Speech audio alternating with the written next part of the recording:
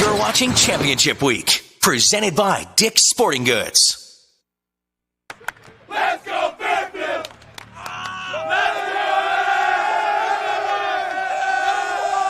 We're the Greyhounds. We've been running all year. RJ, you're our guy. Get the ball in your hands. You've been good all year. We'll follow you down the court, all right? So this is it. This is our time to beat them. This is the time. Okay, let's go, fellas. 1, 2, 3. Let's go!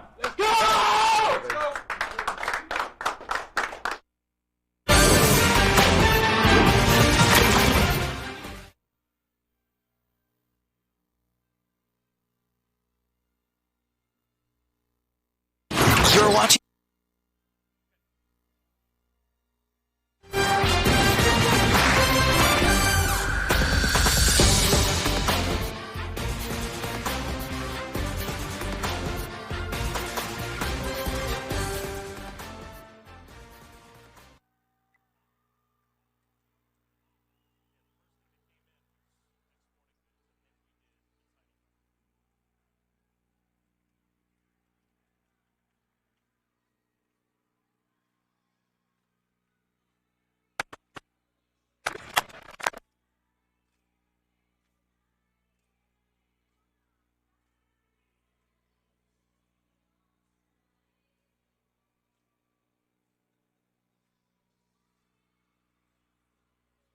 You're watching Championship Week, presented by Dick's Sporting Goods.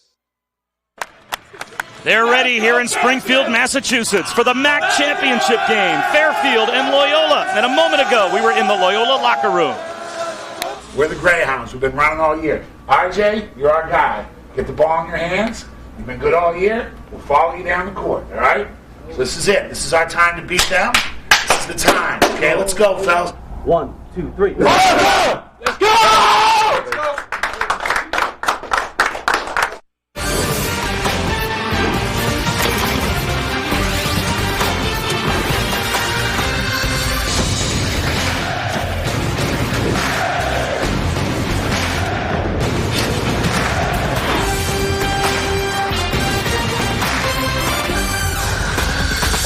Welcome to the Metro Atlantic Athletic Conference Championship game, better known as the MAAC.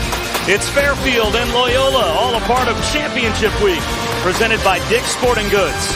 Welcome to the Mass Mutual Center here in Springfield, where Fairfield, they haven't won the MAAC title since 1997, but they're back in the championship game. They knocked out the top seed Iona yesterday. This is only Loyola's second ever appearance in the MAAC title game.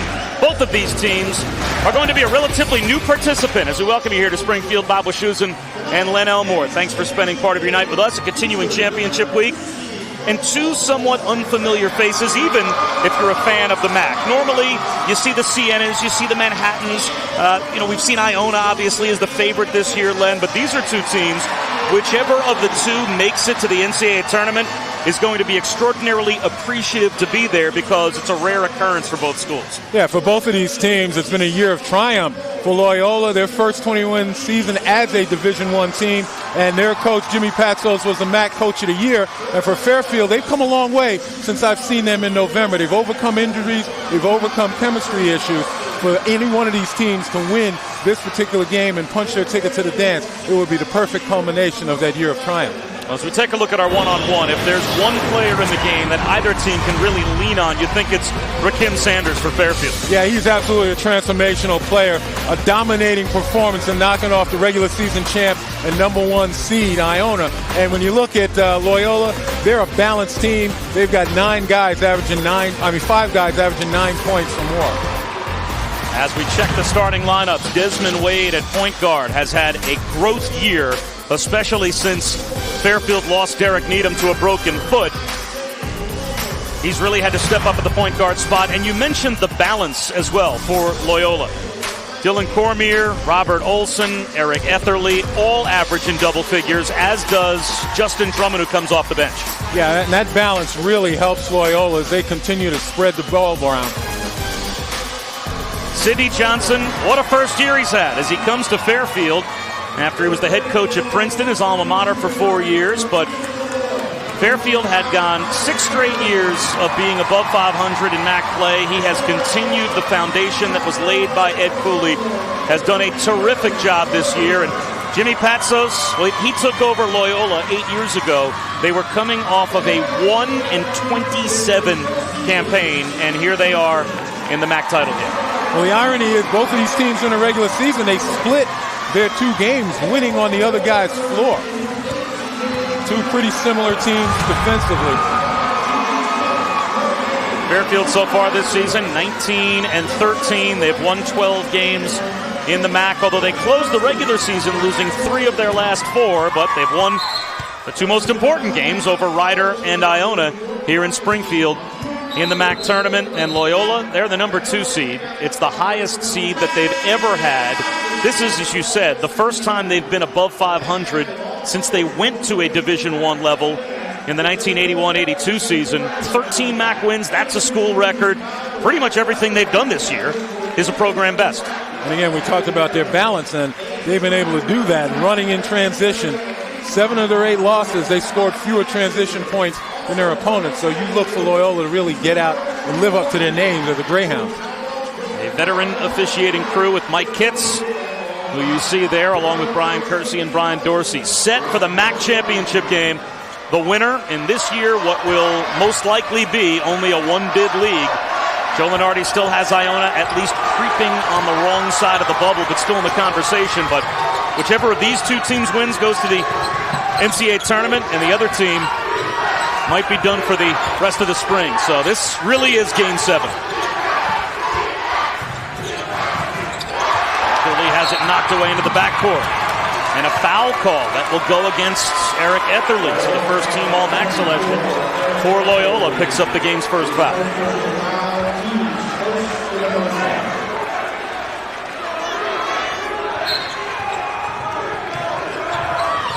If you follow the MAAC, there are programs that are the traditional powerhouses. Neither of these 2, at least in terms of winning the conference championship, has been that. Now, a little bit different for Fairfield. 2 years ago, they were in the championship game and lost in overtime. So they have at least gotten close to this level of success, but this is uncharted waters for Loyola. Well, last year as the number 1 seed, they were knocked out by the number 4 seed. The expectation was they were going to go to the championship last year. This year, the cruel irony, at least for the number 1 seed Iona, was they were knocked out by the number 4 seed Fairfield.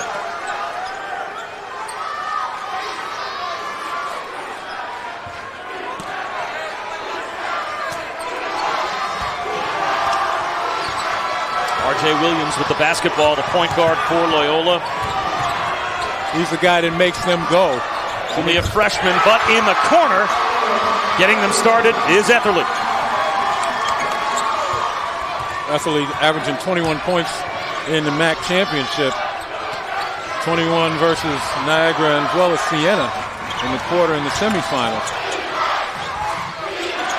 Down low with a fake. Up, under, in, score the bucket, plus the foul for Rakim Sanders, who was a monster in the win for Fairfield over the top seed Iona to get them into the championship game. And now Eric Etherly picks up his 2nd foul, so he has to go to the bench. And this is where the balance for Loyola has to come into play right now. You get your leading scorer in the MAAC championship sitting on the bench. Guys are going to have to step up. And you talk about Rakim Sanders, we saw him use that body. And here's the guy again that's such a matchup nightmare. Too big and strong for little guys that play him on the perimeter. Too quick for the big guys who want to be able to step out. Rakim Sanders, a Boston College transfer. As a Boston College guy, I say that begrudgingly. He would have looked pretty good in maroon and gold this year. Stepping up to take the charge is Ryan Olander. So another foul called against Loyola. Well, not only Rakim Sanders, but also the point guard, the junior Desmond Wade, who spent 2 terrific years at Houston before deciding to transfer back to the Northeast. He's a Linden, New Jersey native, and Sanders was terrific at Boston College as Olander tries to go end-to-end. Knocked out of bounds, and it'll go over to Loyola. Well, speaking of those transfers, obviously Ed Cooley, the coach of Fairfield last year before taking over at Providence, and when he left for Providence, he certainly did not leave the cupboard bare for Sidney Johnson. Cormier to the bench.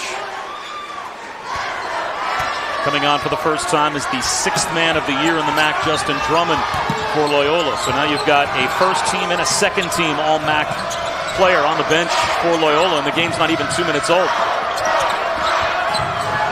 So we'll look at the double team there.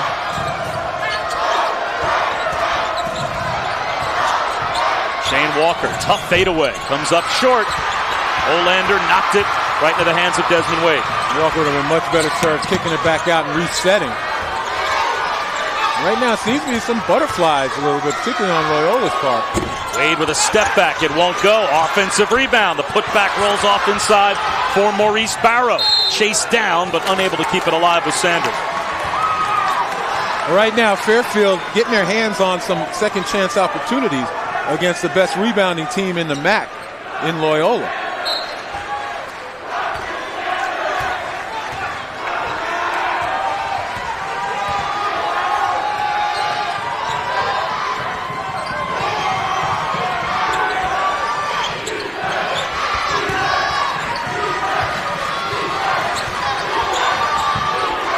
Straightaway three for Walker, off the mark. And Sanders is able to come away with an easy rebound. In case you're wondering, Shane Walker, 32% shooter from beyond the arc, so he can fill it up.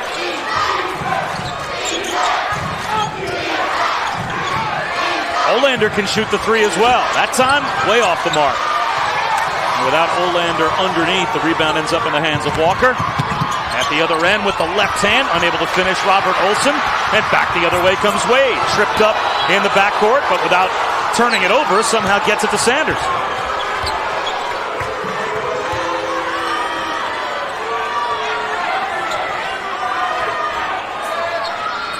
Two teams combining for 2 for 9 from the field through the first 3.5 minutes. Well, that's not surprising. Obviously, playing in a championship game, guys have to get their composure a bit. There's Olander with the left. Nice little jump hook. But again, we got two of the best defensive teams with regard to points allowed. As Fairfield is first at 62 and Loyola second at 64. So they make it difficult for you to put the ball in the basket. And Jimmy Patsos with 3 substitutions, and most notably Eric Etherly with 2 fouls back in the game. So he only took him out for about 1.5 minutes. The best all-around player for Loyola with 2 fouls, and there he is catching it against Olander. Maneuvering inside. Stuffed by Olander, but a foul called, so Etherly will go to the free throw line. How about the move by Jimmy Patsos to go back to Etherly with 2 fouls this quickly? Well, I think it's a risk, obviously, but with the difficulty Loyola's having in scoring, you got to get your gun back in the game. You know, obviously with a little bit of advice to kind of tone it down on the defensive end. But certainly you want to make as much hay as you possibly can with him on the floor. See Jimmy Patsos there. You can see under his tie, you know that you are in the MAAC when the coach of the year in the conference has to wear his credential. He's going to make sure he's got his ID on. He can get in the building. Nobody stops him. I don't remember seeing Jim Boeheim with a Big East tournament credential around his neck walking into the Garden. But knowing Jimmy Patsos, he was just totally preoccupied. I'm glad to see that he's got his belt on straight. Olander picked up that foul at the other end. That was his first. Sanders can shoot it from outside. Instead, it's Barrow inside. No good. Rebound in traffic pulled down by Anthony Winbush. And that's a good defensive job by Etherly guarding Barrow without fouling. And Drummond draws a foul on Rakim Sanders. That's Sanders first. And we're off to a sloppy but close start in the MAAC championship game. Fairfield by a point over Loyola. Both of these teams at least 15 years removed from their last trip to the NCAA tournament.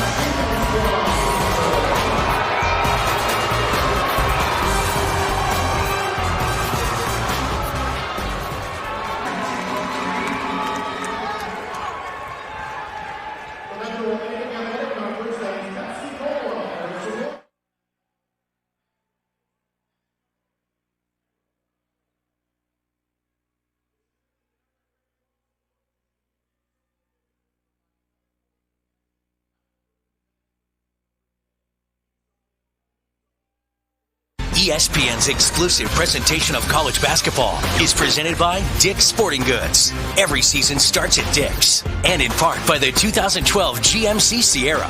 It's our best Sierra ever. There's our crew getting ready in the truck for today's game, and unable to get ready for today's game, unfortunately for Fairfield, is Derek Needham. And we talked earlier about Ed Cooley not leaving the cupboard bare at all for Sidney Johnson. Well, one of the key cogs that was left behind, unable to play tonight, is Needham. He broke his left foot against Iona about a week and a half ago, back on February 24th. And really unfortunate, right on the verge of coming during the stretch drive towards the MAAC tournament, to lose not only the active MAAC career leader in three-point made field goals, but also number 6 all-time in assists at Fairfield. A lot of weight obviously has fallen, Len Elmore, on the shoulders of Desmond Wade in the absence of Derek Needham. But just before you get to the point where you have a chance to go to the NCAA tournament and play in your championship game, if you're Fairfield going into the tournament, you lose one of your 2 best players. Yeah, I mean, Derek Needham brought 12 points, 3 assists to the Fairfield attack. And losing him, he was the only other guy in double figures for Fairfield. But here's the deal. You got to have players that are going to step up. And when you take a look in this tournament, Keith Matthews, who averages 3 points a game, had 14 against Iona. You look at Carl Nickerson, who averages 4 points a game. He had 14 points against Iona. So you had guys that came in and kind of filled the gap, so to speak. And they've got to continue to do that. Jimmy Patsos, by the way, managing Eric Etherly's foul trouble, just took him back out, replaced by Jordan Latham. Nickerson, offensive foul. Banked it home on the drive, but called for the charge. Good job by Shane Walker to hold his ground, so Loyola has it back after Nickerson turns it over. Nice screen right there, but outside the restricted area, owned that spot and drew the foul on Nickerson. Nice job in anticipating. And see what happens when guys are driving to the basket. It's not their guy that they have to locate. They've got to locate the secondary defender, then they can make decisions. All too often, guys just beat their man and never really recognize the secondary defender setting up. Nickerson taken out by Sidney Johnson, replaced by Jamel Fields, who comes on for the first time, and Etherly, with Loyola going to the offensive end, right back in. And he's caught in the corner and turns it over, taken away by Barrow. Etherly can't be preoccupied with the foul situation. He's got to continue to play the game, play it smartly, but continue to play. Sanders just about turned it over. Found Fields, who picks up his dribble, and he almost turns it over. Knocked out of bounds by Etherly with 15 to shoot. Now, Jamel Fields has the wrapped-up right shoulder. He took a nasty fall and actually right into his own bench against Iona yesterday. That right shoulder crashed into some of the chairs that are all bound together on the team bench area. So when he was taken back to the locker room yesterday, a guy that didn't look like he'd be able to play today. Wade can't hit the floater. You got that much bandage on you. You probably shouldn't be playing. But, you know, this is a championship, a chance to go to the NCAA tournament, pull out all the stops. He won't go for Cormier. Here comes Jamel Fields. Doing a nice job, Loyola. They get out in the passing lane, get their arms out there, try to dissuade the passer.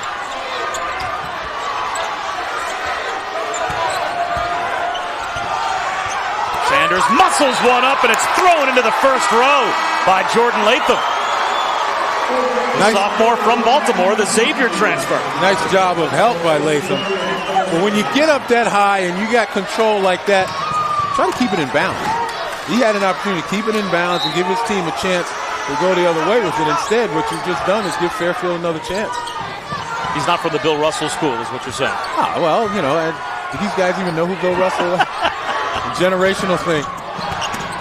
Sanders lost it on the way up, but a foul called. And it looks like Shane Walker will be called for the foul, so that will put Rakim Sanders at the free throw line. Tuesday night on ESPN, Championship Week continues with 2 more conference championship games. First at 7 Eastern, the Big East Women's Championship presented by American Eagle Outfitters. And then at 9 Eastern, off to the Horizon League, Detroit and Valpo for a trip to the tournament. Championship Week presented by Dick's Sporting Goods on on ESPN, ESPN3, streaming live, watchespn.com, and the Watch ESPN app. So Walker goes to the bench. That's his second foul. So the two most dependable front court starters for Loyola both have picked up 2 fouls, Walker and Etherly, in the first 6.5 minutes of the game. Right now, Loyola's depth is sorely being tested right now.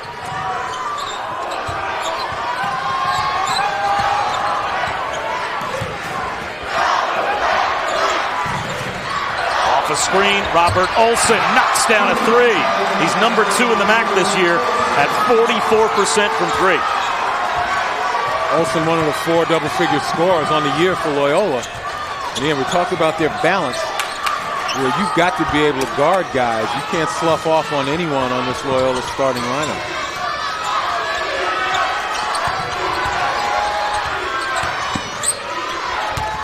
Keith Matthews with a jump hook.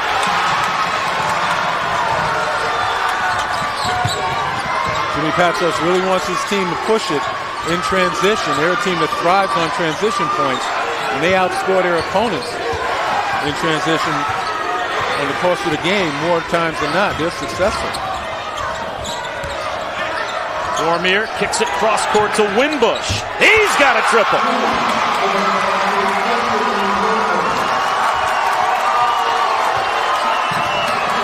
Winbush just about hit his average on the season with that 3.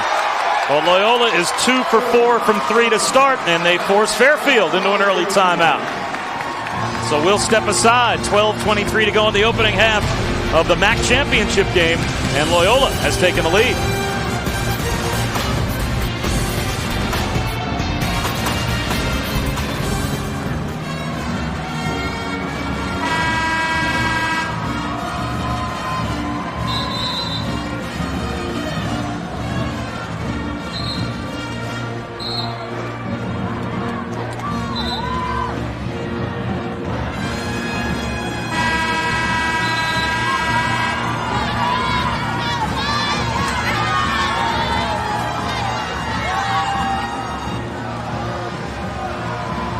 Welcome back to the Metro Atlantic Athletic Conference Championship game. Folks in the Northeast know this as the MAAC.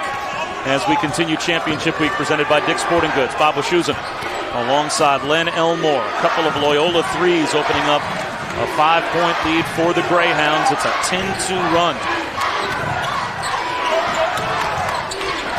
Fairfield right now struggling to find points without Rakim Sanders on the floor.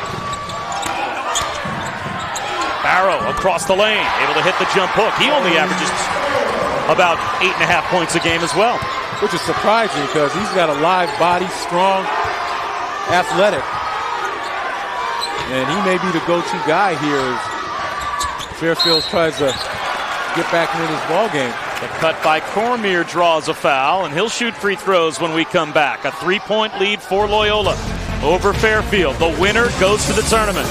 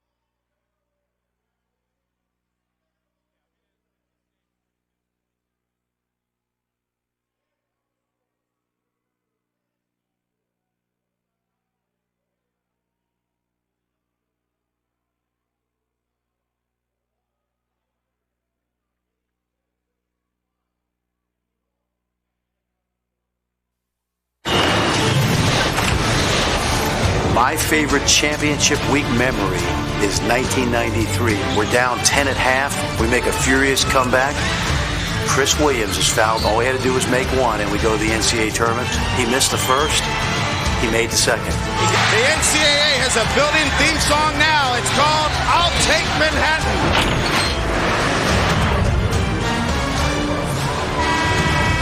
One of the great moments in Championship Week, and obviously the 1st through the 11th of March, we'll be bringing you all of those great moments. We'll be punching 36 tickets. Some have already been punched. We punch another one tonight here in the MAAC Championship game, but I worked the Ohio Valley Conference Championship game with Fran Fraschilla, and we took a look at that vignette, and he talked about that game in particular, but just in general, being at a mid-major school, a school that hasn't been to the NCAA tournament for quite a while, and how much more nervous he was before those types of games, when really it's a Game 7, it's a one-bid league, than he was at any other time in his coaching career, and how much that win meant to him in particular.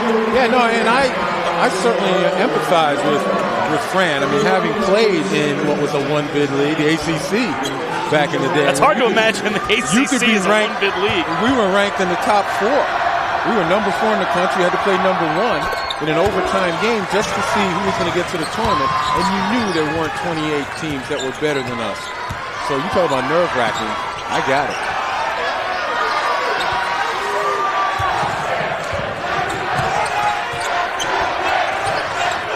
And that was 1974, by the way. Ancient history. Not that ancient. Sanders lost it and traveled in the process, so a turnover for Fairfield. Loyola has the 4-point lead. They're only 3 for 7 from the field. The injury bug has bitten Fairfield this season. We mentioned Derek Needham being out. Jamel Fields trying to gut it out tonight after injuring his right shoulder yesterday. Yeah, you can see how trussed up it is. And I'm surprised he's even out there playing or capable of playing. And obviously he's having some difficulty. Winbush. That drive won't go. The putback won't go for Latham. He gets tied up on the way down. Held ball with Olander. The possession arrow gives it back to Loyola. Yeah, Latham. Or rather, Fairfield, pardon me. Latham, a good job of getting the offensive rebound, but he rushed the shot. Olander never really contested that shot. You know, you get the ball underneath, you've got to be able to understand you're in control. You've got the ball, you can pump fake, you can power up, draw foul. And you take a look at Loyola right now, they're going to pressure three-quarter court and even half court. Try to stop Fairfield along the sideline.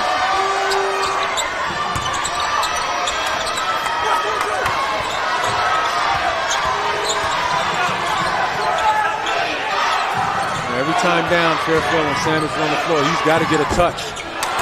Jumpers in and out for Sanders as Fairfield hasn't scored a field goal outside the paint yet.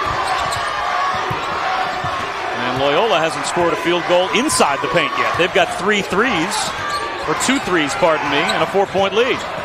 We'll try another one here. Winbush, he's got a triple. That's his second and the third of the game for the Greyhounds. Well, Anthony Winbush, he came into this game just shooting 3 of 15 from beyond the arc. So that's some newfound range for him. And he's getting wide open shots because obviously Fairfield saw the stacks. Cormier can't save the knockaway by Winbush. You know, when you're a guy coming into the game shooting 3 of 15, you're going to get some room as nobody really respects it. But after making the second one, I suspect he's got to find some company behind that arc.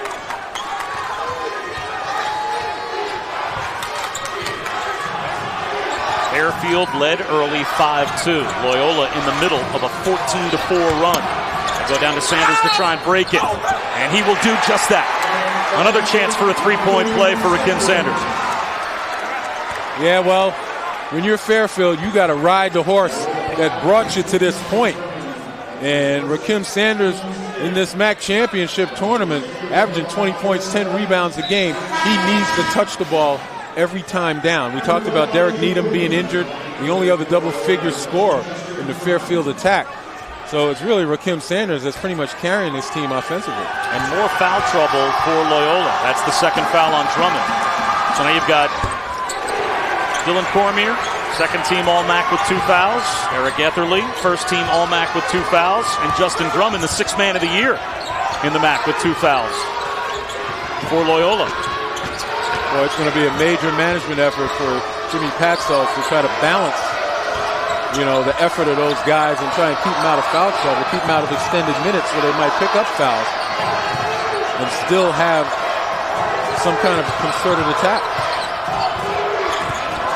Olsen with a runner, a little too strong. Olander, though, knocks it out of bounds in the corner. So it stays with Loyola. And they actually took one foul away from Drummond. So he only has one personal foul. He comes right back on. They made a change, I'm sure much to the delight of Jimmy Patsos on one of the fouls that was called earlier. So Drummond with only one foul, but still Etherly and Cormier have to be managed at least through the rest of the first half.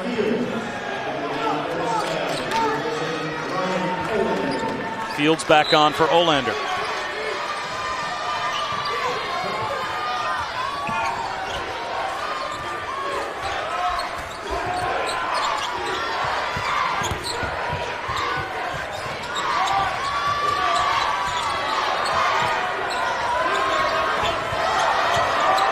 Again, two pretty good defensive teams, and you see why. The changing defenses of Fairfield and their ability to get up and guard ball handlers and help. And on the other end, Loyola does a terrific job of playing the passing lane. Cormier with 5 to shoot. Has to try and create. That barely draws iron. And the kick ahead from Sanders to Nickerson. Well, poor defensive rotation by Loyola on that shot. Sent too many guys to the board. No one covered back. Good recognition by Rakim Sanders. Cormier is fouled on a reach-in by Desmond Wade. That's Wade's second foul. We take a look at the rebound right there. And all 5 Loyola guys are in the paint right now. Nobody back. I mean, you take a look right there. Even R.J. Williams, the point guard, standing under the basket. And you wonder where the defensive rotation is, and that was just too easy. That's the first transition basket for either team. And both teams with 5 team fouls, so one more to give as Etherly just came back on, and he gets loose underneath for Loyola. Muscles it up, just a little too strong. Rebound to Barrow. Barrow, nice interior bounce pass, caught through traffic by Matthews, and he'll go to the free throw line with a chance for a three-point play. Well, I mentioned a bit earlier, Keith Matthews, a guy averaging just 3 points a game coming into this game, had 14 big points against Iona. He's one of those guys that's picking up the slack in the absence of Derek Needham. Shane Walker picks up his third.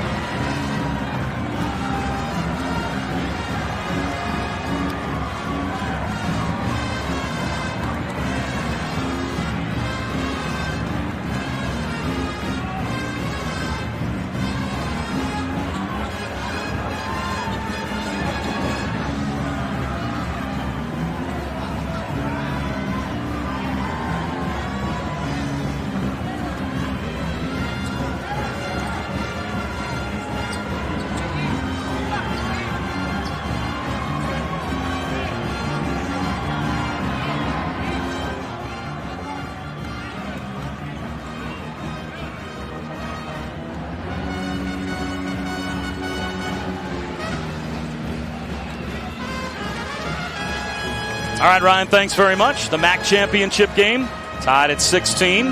The last 4 in as we speak, according to Joe Lenardi. As Seton Hall, the first 4 out as VCU, but VCU will flip the script, obviously, if they're able to win their title game. Yeah, well, that's what they're going to have to do. And imagine the 2 darlings, the Cinderellas of last year, VCU and Butler. VCU may not get in. Butler certainly not getting in. And here, what they've done is they've given teams like Fairfield and Loyola hope that once they get in, they may be able to make a run. As improbable as VCU and Butler, particularly Butler, 2 years in a row. But when you're Jimmy Patsos and you're looking at the score, you're happy with the score because you're tied, but you're unhappy with the trend as you've got no points in the paint. You're being outscored 12-0 in high percentage shots. Loyola's had a bunch of them. They've just rushed or just totally been defended in the paint. And a correction, by the way, Dylan Cormier has no personal fouls, so he's not in foul trouble. As Keith Matthews gets a tie-up, possession arrow will keep it with Loyola. But it's Eric Etherly and Shane Walker that have the fouls for the Greyhounds. Etherly, first-team All-MAAC. Walker, a 9-point, 7-rebound guy in the paint. He's got 3, and Etherly has 2. And look for Loyola really try to make a concerted effort to get the ball inside. They need some balance to their perimeter shooting. Williams snipes down the middle. His shot rejected, though, inside by Barrow. Flying the other way out of control with an offensive foul is Jamel Fields. Robert Olson got in position and took the charge. He got run over. Well, you take a look right here. This is a tremendous block and keeping it in play to give his team a chance. And you take a look at Olsen. He does a nice job. Now, contrary to conventional belief, people say, well, he didn't have his feet set. But you don't necessarily have to have your feet set in order to draw a charge. You just have to be going a legal path in legal guarding position. And the offensive player has to impede your legal path, and he'll get called. Really lost it, but Latham found it. And that puts Loyola back on top. Yeah, it's a point in the paint. Took a while, but that is their first paint bucket.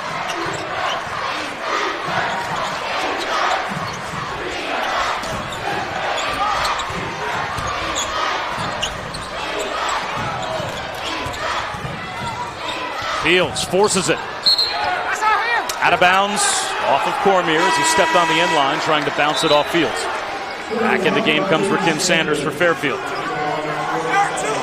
Loyola certainly needs to be able to balance their perimeter shooting with some buckets inside, and they got to keep going inside. Let the shot blockers help, and if your man is going to help, you get in front of the rim, and you get a great opportunity. And right there was a nice job by Jordan Latham. Sanders step back 3, and he was fouled by Olsen. So Rakim Sanders will shoot 3 as Olsen got a foul on the release. Jimmy Patsos almost walks off the court in disbelief that his guy would foul a jump shooter. I think Olsen's getting a little reprimand for demonstrating, but yeah, hit him in the face. Now, oftentimes as a defender, they tell you to put a hand in the guy's face, but they don't tell you to smush him. Sanders already 4 for 4 at the line. He's got 8 points and make it 9. You know, he's an interesting story. He started off at Boston College, played there for 3 years under Al Skinner, and was recruited by Ed Cooley.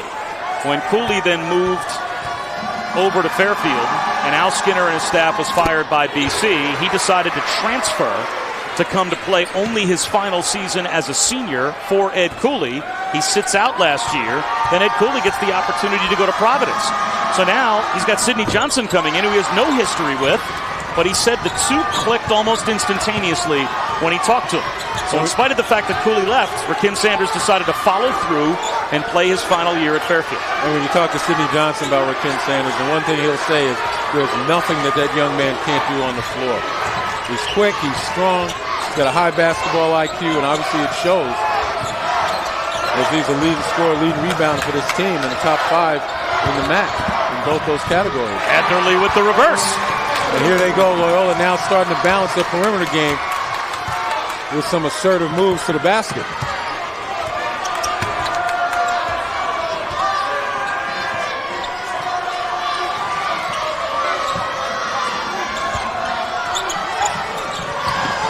Nickerson travels on the handoff. 5 turnovers for Fairfield.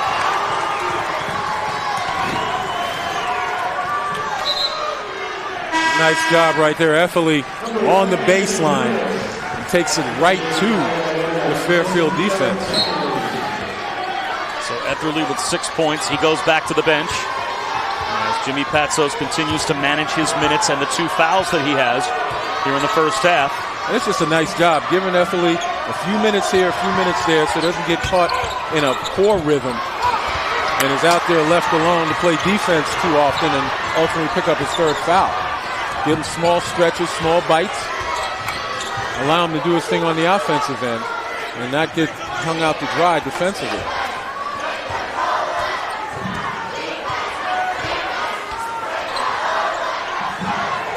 Nice Backdoor pass. cut. Fields lost it, but a foul call. Nice find by Olander. And Tuesday, championship week continues. First round action of the Big East Championship presented by American Eagle Outfitters. It looks like there's going to be a game or two this week at the Garden. Boy, that looks like a Sudoku puzzle or something, man. ESPN 2 as the day session covered tomorrow starting at noon, then at 7 Eastern over to ESPNU. Our ESPN networks will bring you every game of the Big East Championship, part of Championship Week, presented by Dick's Sporting Goods. The entire Big East Championship also available on ESPN 3D. And by the way, we will see Tyler Olander and UConn at the Garden, part of the Big East tournament. And Ryan Olander, of course, made that nice dish. The two brothers. How about being the 6'9", 6'10" forward, and you're the baby and the short guy in the family? That's Tyler.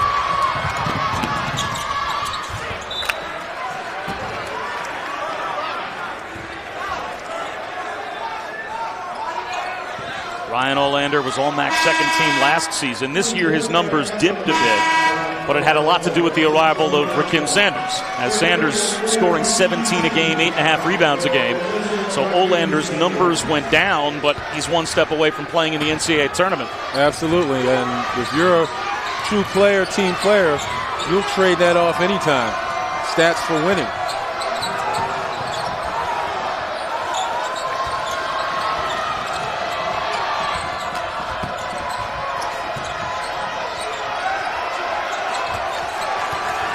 Shot clock at 10.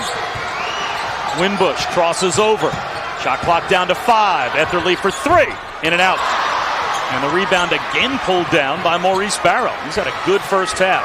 But that's a matchup I think Loyola's going to want to try to exploit when Etherly's still on the floor. If Olander's going to be guarding Etherly, Etherly takes him out on the perimeter and tries to find a way.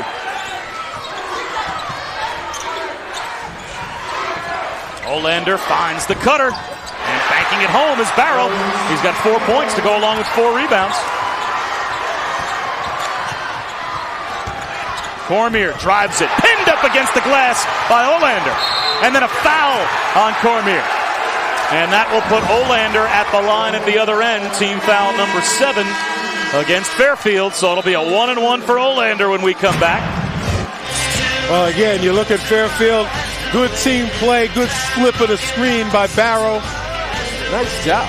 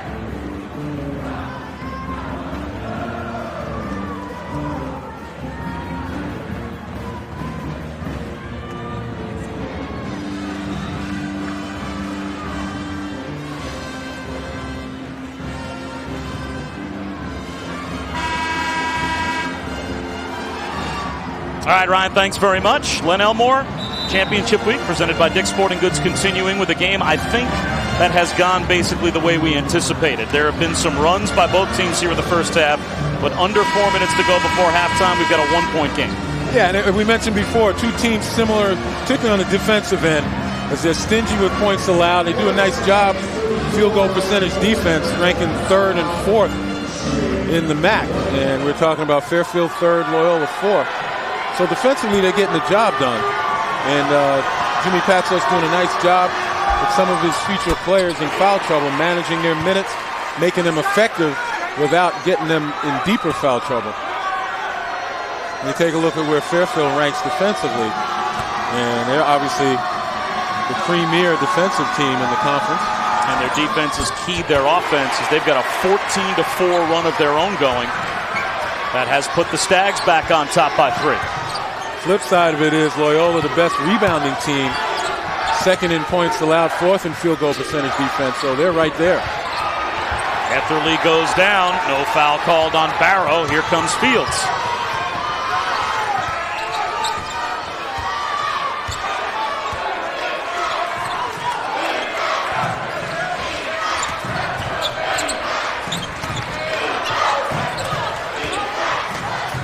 I'm wondering if you get on Fields' left hand and force him to go right, how effective can he be, particularly shooting the ball with that shoulder bandaged the way it is? I don't think Loyola's really recognized that, or certainly haven't attacked him in that way. He is right-handed, but once he goes right, it's hard for him to get the ball up in the air. So he's less effective as an offensive player. And the foul trouble for Desmond Wade here in the first half.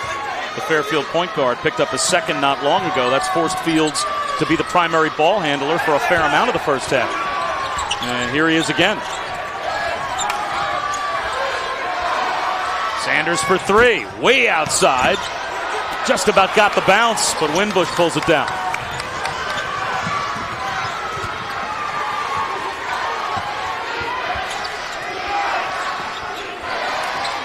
Winbush has had some success shooting the 3.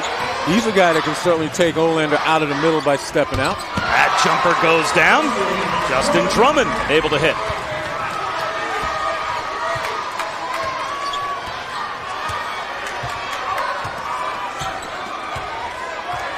The way this game is being played with the fouls mounting, particularly for Loyola, those individual matchups mean an awful lot right now in this half.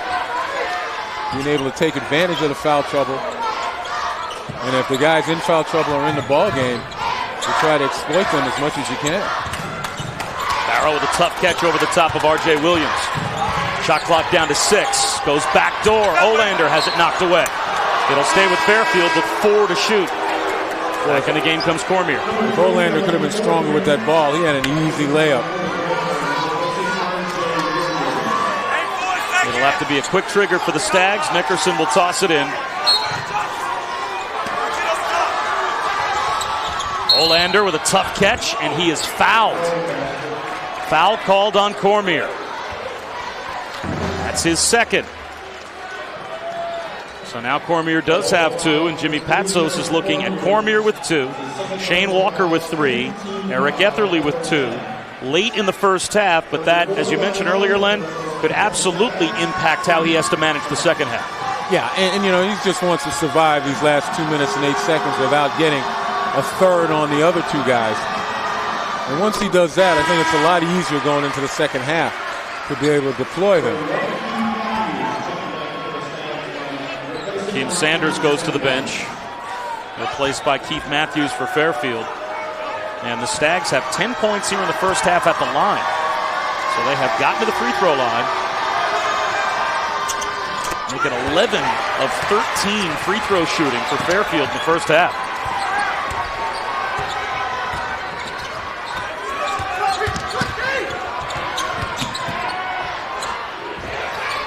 I'm surprised Winbush didn't look at it. Had a wide open shot. He's already hit 2.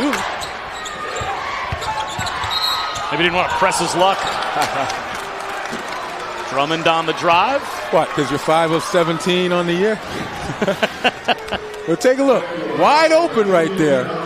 He's had an opportunity to hit a couple of wide open looks. But I guess you're right. He knows the law of averages. That's foul called on Barrow for Fairfield, his first. So Justin Drummond will go to the free throw line. Loyola shot the ball well at the line as well. They're 5 of 6, but they've been outscored by 6 points in total at the line here in the first half. Drummond is the 6th man of the year in the MAAC in double figures 17 times this season. One of 4 players for Loyola to average double figures. And there's Eric Etherly, their best all-around player on the bench. And free throws are a key to success for Loyola. They're 19-2 when they attempt more free throws than their opponents. And obviously the numbers aren't lying right now.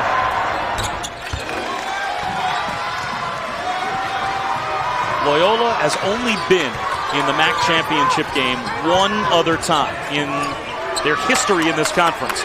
They beat Manhattan back in 1994. Skip Prosser was their head coach as Olander hits a 3. He's up to 9 here in the first half. Jordan Latham just loathes to go out there and guard Olander.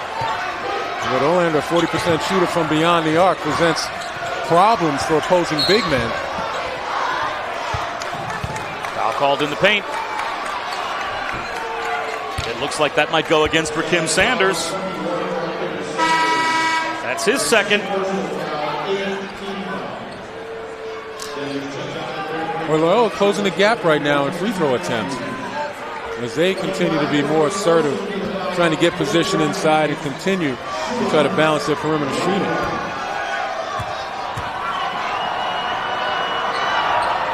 Robert Olson also averages double figures. He's actually averaged about 13.5 points a game over his last 16 points to raise his average. So these are the 4 horsemen, so to speak, for Loyola. And Dylan Cormier is one of that group as he comes back on with 2 fouls. So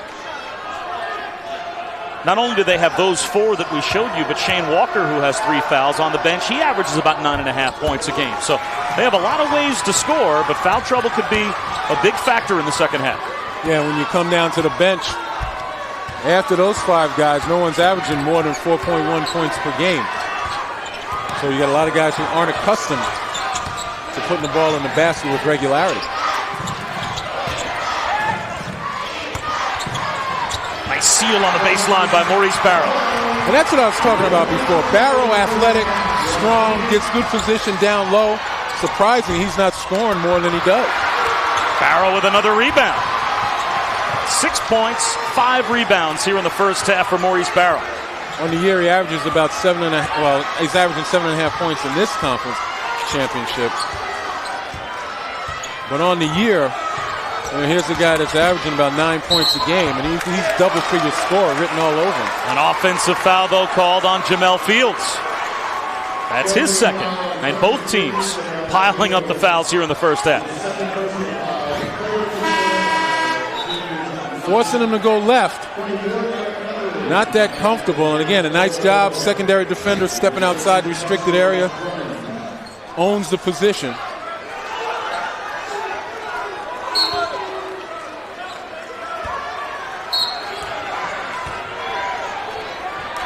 Timeout call. And it looks like that timeout will be called by Jimmy Patsos. So he'll spend the timeout you can't take with you to the second half, and we'll step aside for just a moment. A half minute to go in the first half of the MAAC championship game.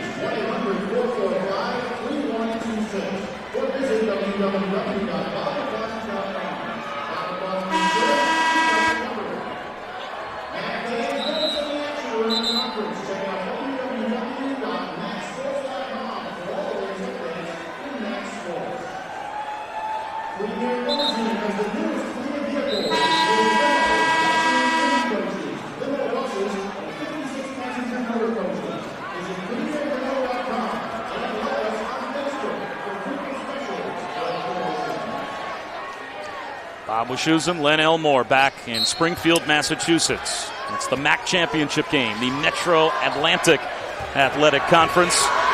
Loyola, they won the MAAC championship in their only ever trip to the title game back in 1994.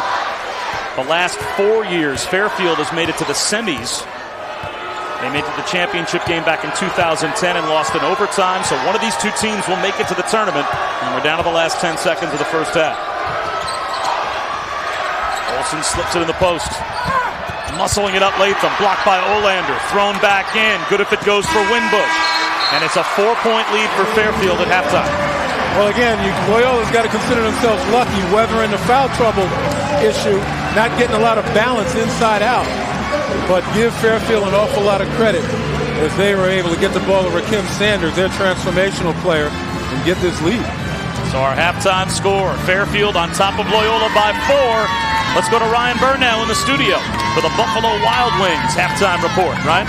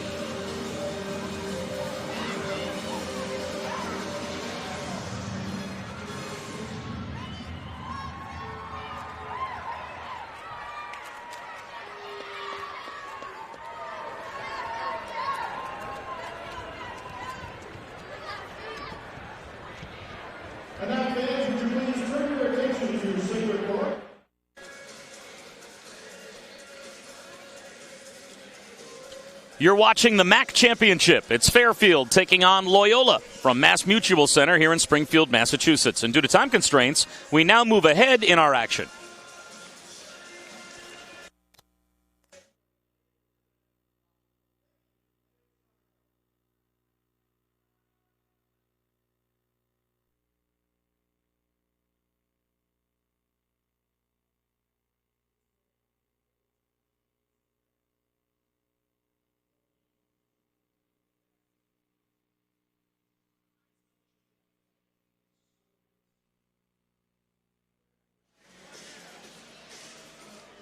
You're watching the MAAC Championship here in Springfield, Massachusetts. It's Fairfield taking on Loyola at Mass Mutual Center. And due to time constraints, we'll move ahead in our action after these messages.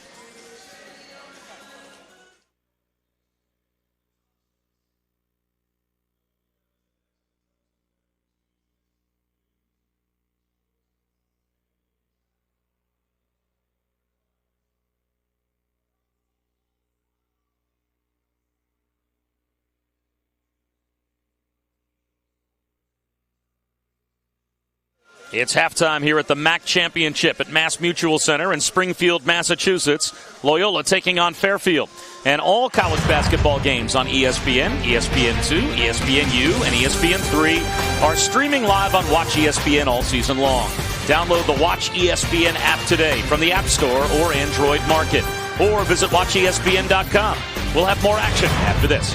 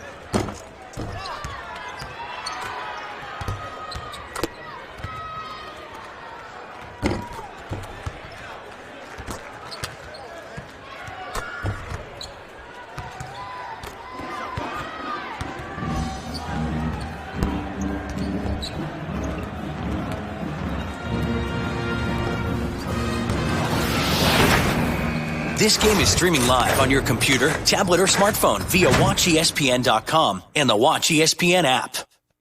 You're watching Championship Week, presented by Dick's Sporting Goods.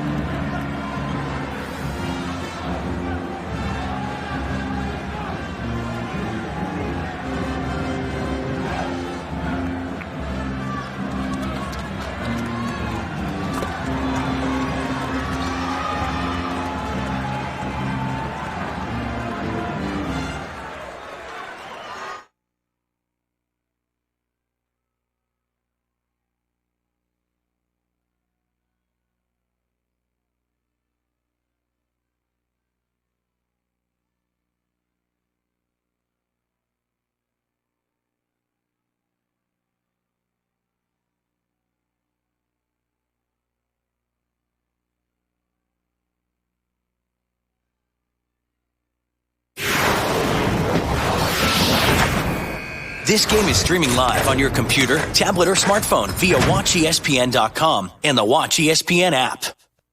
You're watching Championship Week, presented by Dick's Sporting Goods.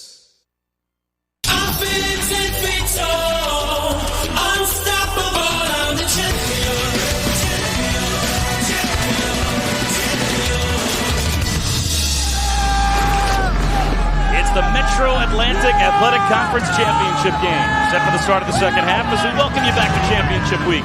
Presented by Dick's Sporting Goods. The number 1 seed Iona went down to Fairfield. The number 2 seed, though, survived, Loyola. That is our matchup. We had a good first half. Bob Wischusen and Len Elmore set for a second half that you think might kind of swing one way or the other on paint points, foul trouble, front court play. I mean, the MAAC always has had great guards, but the forwards might be the key in this one. Yeah, well, Fairfield obviously exploiting their advantage inside. Big, strong frontline players between Rakim Sanders inside. Obviously, Ryan Olander, the 7-footer inside. And then you take a look at Maurice Barrow inside. Those three guys account for 25 of Fairfield's 30 points as Fairfield has outscored Loyola 16-4 in the paint. Loyola 4 of 17 inside the three-point line, but they're 3 of 7 outside. That accounts for them staying pretty close. A backdoor cut to start off the second half, beautifully executed to Dylan Cormier. And Loyola, with Cormier now up to 3 points, makes it a 2-point game. And again, it's hard to underscore how much it would mean to these two programs in particular to make it to the NCAA tournament. These are not the traditional powers that you see in the MAAC. And now a timeout has to be called by Sidney Johnson as Fairfield couldn't get the ball in bounds, much less across the timeline. Nickerson got caught under the basket, so we'll step aside. Well, it's all about Loyola trying to offset the points in the paint. That's one way to get them backdoor.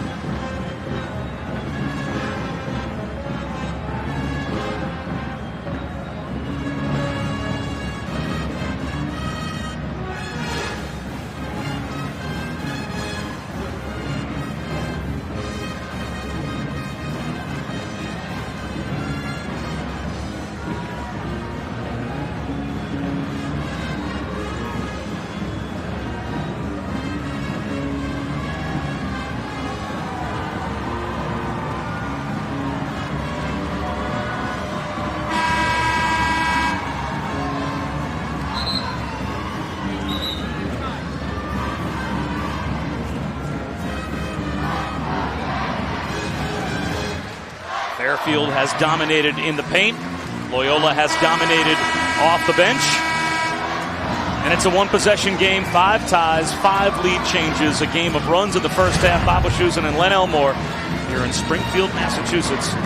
The Fairfield Stags, they're looking for their 3rd consecutive 20-win season. Prior to the last 2 years, they had never had back-to-back 20-win seasons. Loyola, this is their first ever 20-win season since becoming a Division I team.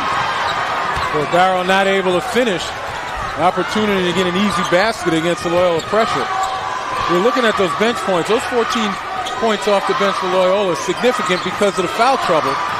What makes it easier to manage the foul trouble to your starters is to have effective play off the bench. And Jimmy Patsos has been able to manage it and have a bit of luck because his bench players have come in and played very efficiently.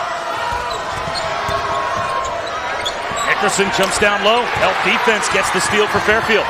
5 turnovers for Loyola. Driving it, reversing, and coming up short is Barrow. That's twice now. Barrow, big, strong body, just can't finish. Cormier lost it, but it ends up in the hands of Winbush and a handoff to Olsen. And Shane Walker, when he posts up, he's got to be aware of the double team. He's got to make a quick move to the basket like that. Strong move to the baseline by Eric Etherly. He's got 8. Loyola going to persist in that full court pressure. You know, they're looking for one trap. If they don't get anything out of it, they'll fall back into their half-court man. And Rakim Sanders is hurt. Not sure if that's a cramp, but he limps up the floor. Olander thought about a 3, steps in for 2, comes up short, follows his own miss.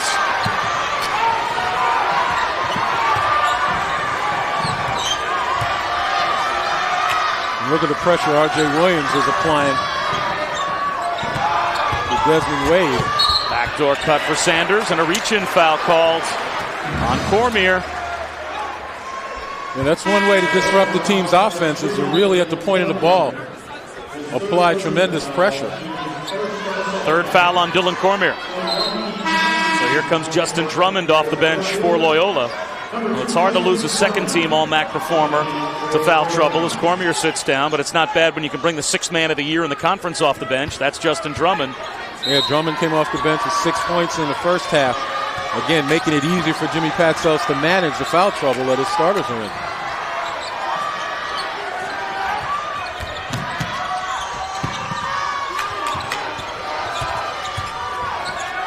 Olander for a deep 3 off the mark. Etherly the rebound. Fairfield is 0 for 4 to start off the second half. And again, Fairfield with great success in the paint, using their bigs. To me, it's unfathomable that Olander, even though he's a pretty good three-point shooter, be taking those deep threes at a time when they need the high percentage. Another rebound for Barrow. Now he goes inside. Wade a stutter step down the lane, hangs, can't hit it.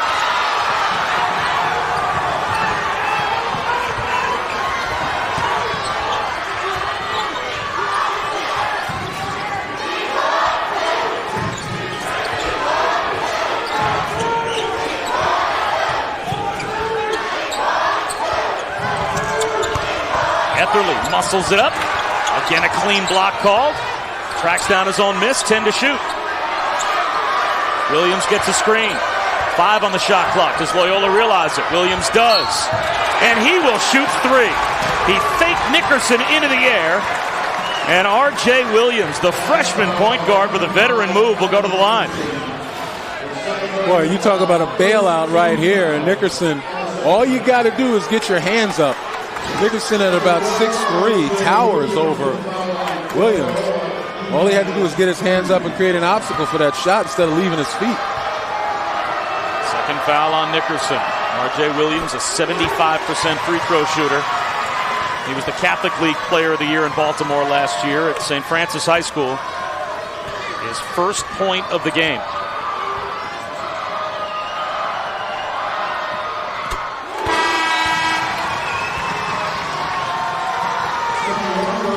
Well, you look at Jimmy Patsos, I don't know who he's talking to. And then he's trying to get the folks in green behind the bench to start making some noise.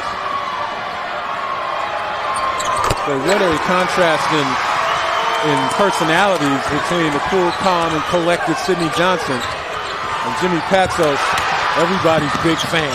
7-0 run to start the second half for Loyola. I think Jimmy Patsos sometimes just needs somebody new to yell at. He moves up the rows behind the bench as the game goes on. Can only wear out his kids.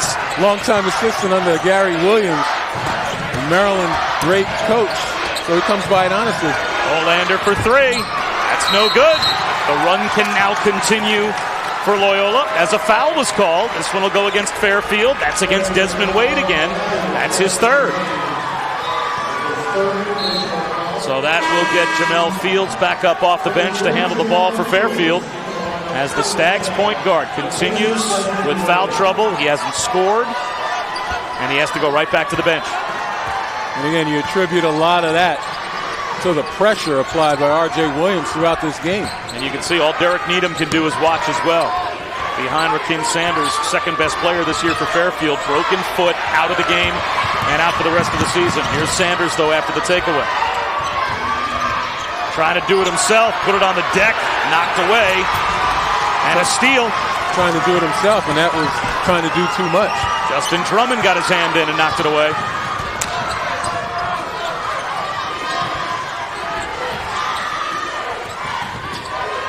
Drummond fumbles it. That'll be an over and back. 15-23 separates either Fairfield or Loyola from the NCAA tournament. What might separate Iona out of the MAAC from the NCAA tournament? That's a question there. Coach addressed yesterday, and we'll explore in a moment.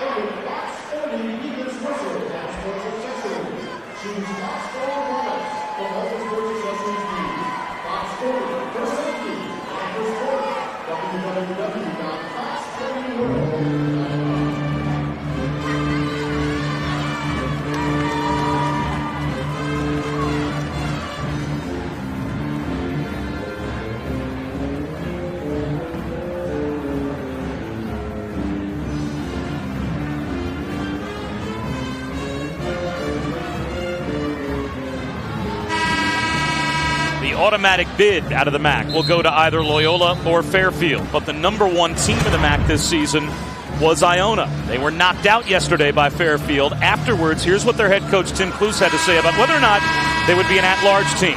I believe we deserve it. I don't think because you get knocked off in your playoff, everything you did all season gets thrown out the window. If you're going to pick 8 or 9 teams out of the Big East, that's nonsense. Those teams aren't as good as we are. Len Elmore, your thoughts? Well, I would say this. Look, from an aesthetic value in the NCAA tournament, I'd rather see one of those teams like Iona that dominated the regular season, their conference. I'd rather see them play against some of the Power 6 teams. Those Power 6 teams that are Midland, that are on the bubble right now, they've had a chance to prove themselves against their peers. And because they're in the middle of the pack, I think aesthetically the NCAA tournament is much better when you get so-called mid-majors like Iona to come in a one-and-done situation. I just think it makes for a much better tournament, a better basketball, if you will. Olander might have to put one up. Shot clock down to 2. A fadeaway just before the shot clock goes off by Matthews is no good. I'll play devil's advocate. I saw Iona a bunch this year. I called Big East games all season. All due respect to Tim Cluse, who I think is a great coach and I have dealt with before and like a lot. Iona's not better than the middling teams of the Big East. They are not better than West Virginia. They are not better than Seton Hall. Did they play them? They might be as good. Them? They played some of them. They might be as good as those teams. But if you just look at it as the eye test, you also look at a schedule strength of 157. Yeah, but that can be explained. Nobody wanted to play Iona. They recognized what they had on paper at the beginning of this season. You know, outstanding point guard, senior point guard, outstanding playmaker, game changer, and Mike Glover. A lot of people don't want to play. So, you know, how can you get a strong schedule if nobody wants to play it? Which is definitely a problem that all of the mid-major teams have. And that's why you got to at least get to you might have to at least get to the championship game of your league, though. It's hard to get knocked out on a neutral floor in the semifinals of your own league and claim that you're better than teams that went 500 in the Big East. But in the end, the fact that their whole season depends on their playoffs, does the whole season depend on the playoffs for the Power Six? Coast to coast for Dylan Cormier. So we're talking about a little equity here. And from my standing, again, I'm looking at aesthetics, and I'd like to see some of these so-called mid-majors. Maybe if you do that for a few years and they're not successful, then you can say it's a failed experiment and go back to what we're talking about here, that the Midland teams get in. But until then, let's take a look. At VCU, Butler, teams like that, you know, if they didn't win their conference championships and they wound up getting at large bids, they still go. Well, here is a resume comparison between Iona, West Virginia, and Seton Hall, and obviously the opportunities there for those teams against the top 50, but they won games as well. Yeah, but as I said, the Midland teams and the Power Six, they've had a chance to prove themselves because they've played those teams in their conference throughout the year. And from an aesthetic standpoint, Iona's dominated. Yes, they lost in their championship tournament, but one game shouldn't define their whole season. I'd like to see them play. Shot clock down to 10 for Fairfield. They are 0 for 10 from the field to start off the second half. I know I'm going to get letters. Shot clock down to 3. Another miss. Shot clock at 1.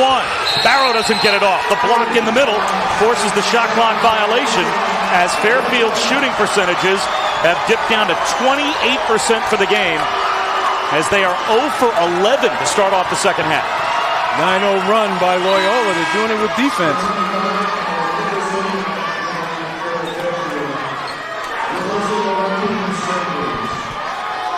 Again, we talk about defense, the last possession. Really having difficulty, you know, even getting room for a shot. And I like the way Loyola right now being more methodical offensively to try to build this lead. They began this half in a 9-0 run, and they continue to put pressure on Fairfield's defense. Last possession by Fairfield. Just can't get an open look. Defenders are on, challenging, good block right there. Barrow is not aware that the shot clock is running down. That last foul on Fairfield called against Keith Matthews. Here's a chance on a takeaway by Barrow. And a clean block call. A recovery, though, by Fairfield. They still have possession. And again, doing it with defense. Look at the ball hawking right here.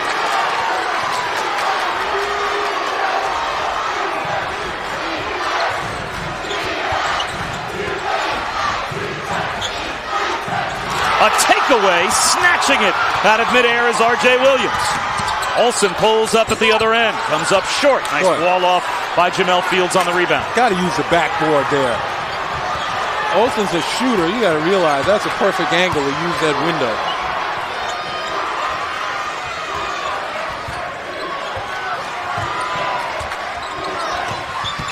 Desmond Wade has it knocked away, but a foul call this time on Williams.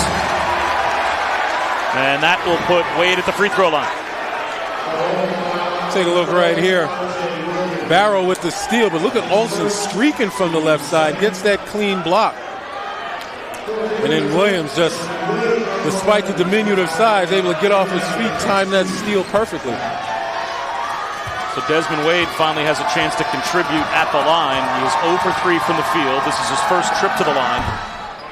And he still can't get in the scoring column. He's been in double figures 9 times this season. And once Derek Needham went out, he really had an opportunity that Sidney Johnson said was coming all along. He said, we've been waiting for him to perform the way that he's performed. The first 15 to 20 games, he kind of deferred to Needham and Rakim Sanders, but they need him to score to be a good team. And that free throw finally ends the 9-0 run to start off the second half. The first point of the second half for Fairfield comes nearly 8 minutes in.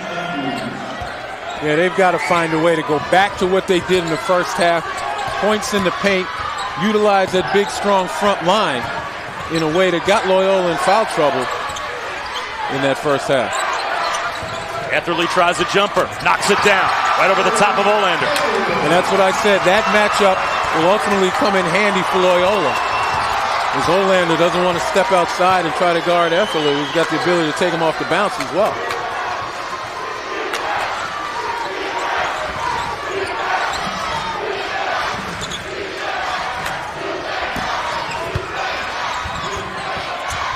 Another block inside, that one by Latham. Shot clock at 10, Wade pulls up, misses everything. The loose ball into the hands of Cormier. Gives it up, Etherly, can't bank it home, offensive rebound, no foul called, here comes Nickerson. He'll try to go coast to coast, a little Euro crossover, and there's the first second half field goal for Fairfield. They are 1 for 15 from the field in the second half, and they're only down 4. Yeah, they got to consider themselves lucky as Loyola missed a bunch of point-blank range shots. Well, they went out on a quick run, a 9-0 run. They haven't been able to capitalize on opportunities that could have vaulted them way beyond this lead. Etherly lost it again. It'll stay with Loyola when we return. The game is entertaining, but the sideline can be entertaining as well. Let's check out the many faces of Jimmy Patsos as we head to break.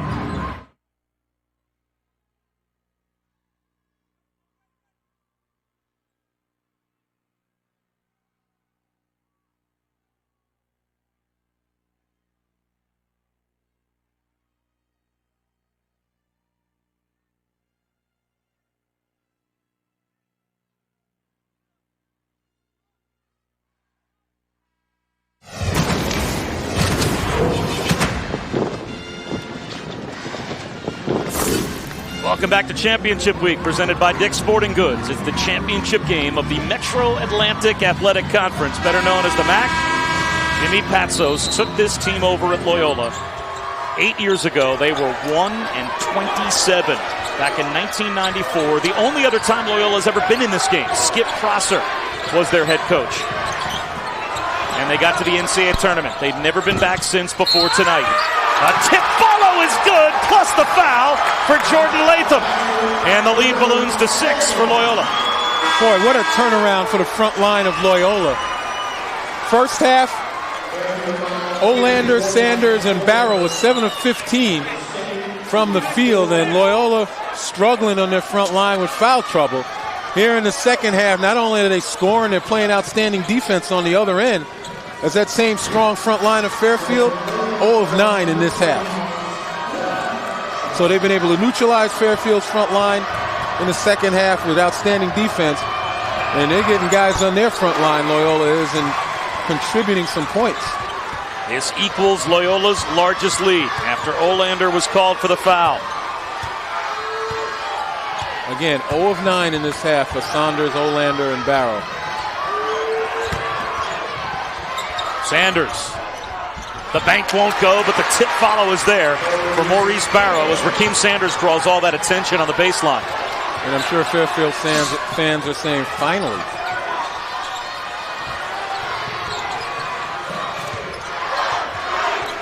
Five-point game midway through the second half, the MAAC championship game. Bob Lachuse and Len Elmore in Springfield, Massachusetts. Either Fairfield or Loyola is going to the tournament. Shot clock down to 11. Drummond through traffic. His floater comes up short. The loose ball on the deck. Drummond saves it, but right to Desmond Wade.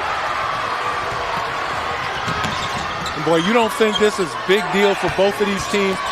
You look at their fans, they're almost holding their collective breaths. And Rakeem Sanders turns it over. 10th turnover for Fairfield. I mean, it's so pronounced. Green on one side, red on the other. And when their respective teams possess the ball, they just sit there and watch, waiting for something good to happen.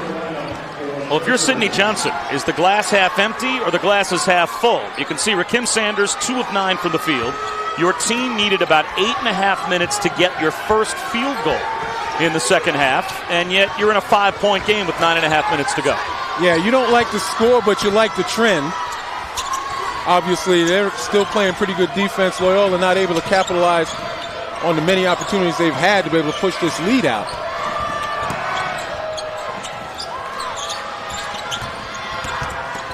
Olsen leans in. That won't go. Knocked out of bounds. It'll go to Fairfield. Well, Shane Walker took a hard spill, and he's still sitting on the floor. Well, Fairfield's shooting 29% from the floor. Loyola's down to 32.5%. Well, the frenzy caused obviously by what's at stake here, as guys now recognize that there's not necessarily jitters, but maybe anxiety. And it's also attributed to good defense right there.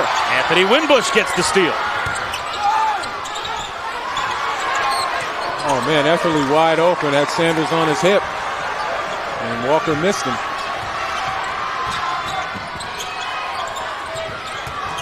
Olsen in the lane. Knocks it down. That time, Olsen under control. Good one-dribble pull-up.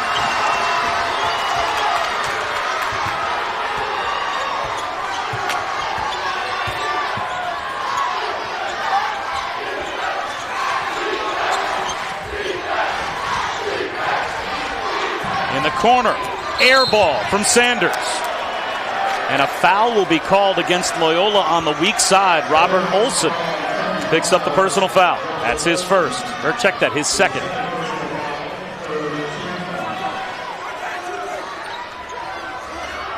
Foul trouble not nearly the factor in the second half we thought it might be. Only 4 team fouls called against Fairfield so far here in the second half.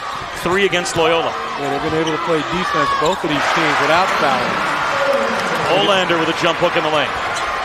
And the officials, recognizing the import of this game, they're letting them play. And you like that.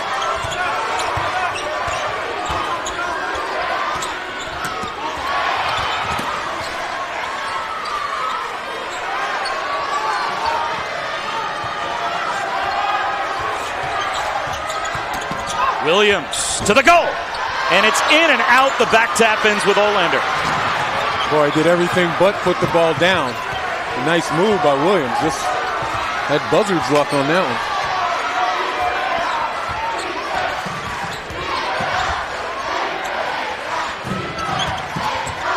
Barrow leans in. No good. Knocked out of bounds. It'll stay with Fairfield. A 5-point lead for Loyola. 7.5 minutes away from one of these two teams going to the tournament. Coming up next, Ryan Burr will be in the studio with a championship week update. Stay tuned.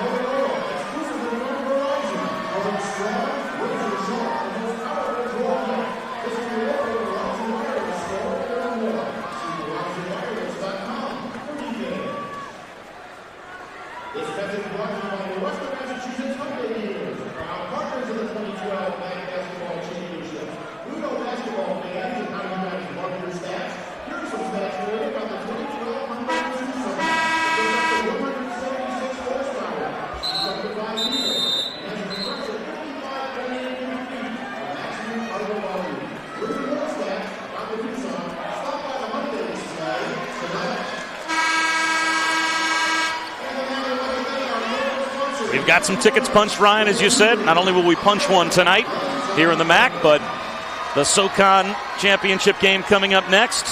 Creighton was in a thriller yesterday in the Missouri Valley. We saw Murray State in a thriller in the OVC Len Elmore on Saturday afternoon as well. And a lot of at-large bubble-type teams breathing a sigh of relief that Creighton and Murray State both won their respective championship games. They were in big Steeler territory as Desmond Wade with 8 on the shot clock gives it to Sanders. Sanders, tough fadeaway, able to connect. Talk about Rakim Sanders, his versatility. Again, too strong for smaller guys, too quick for the bigger guys. And right there on the fadeaway, got that deft touch. Hopefully he heats up just when Fairfield needs him.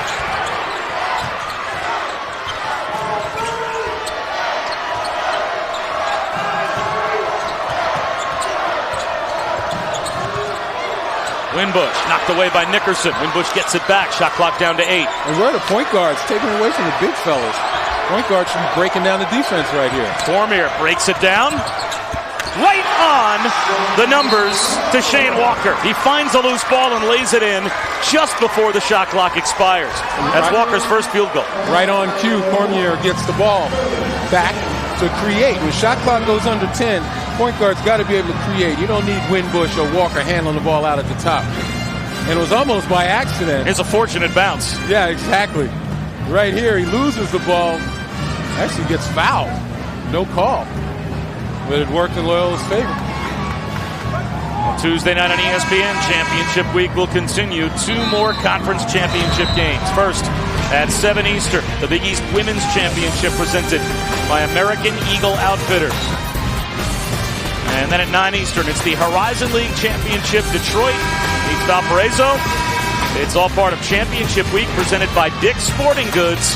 That comes up tomorrow night. Notre Dame has advanced to the Women's Championship game. They await the winner of St. John's and UConn. That game currently airing on ESPNU. Notre Dame got by West Virginia.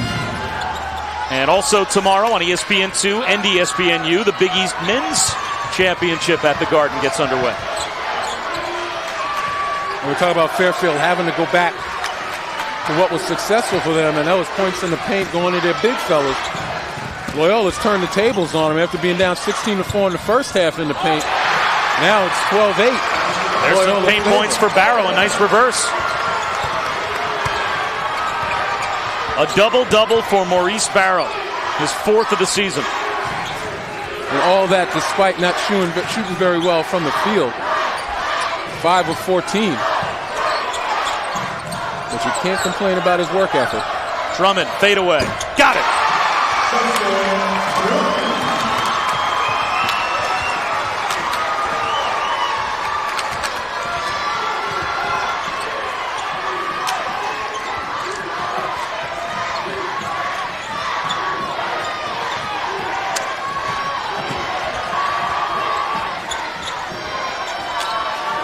Olander with a guard and Robert Olson on his hip.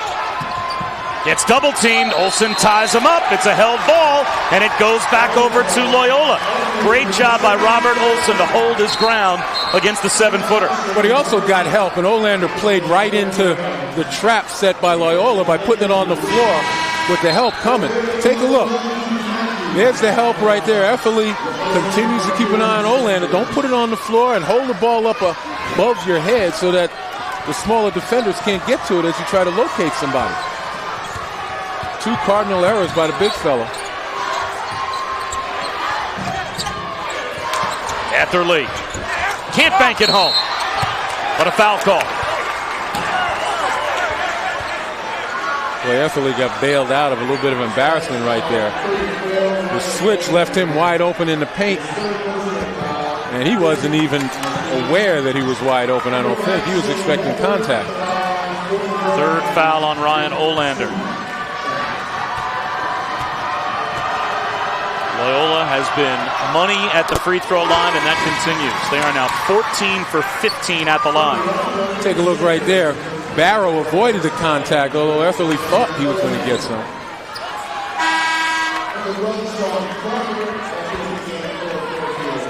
Sean Crawford comes in for Fairfield, replacing Colin Nickerson. Shane Walker in foul trouble for the most part in the first half. A rare miss at the free throw line for Loyola. But they've got a 6-point lead with 5 minutes to go.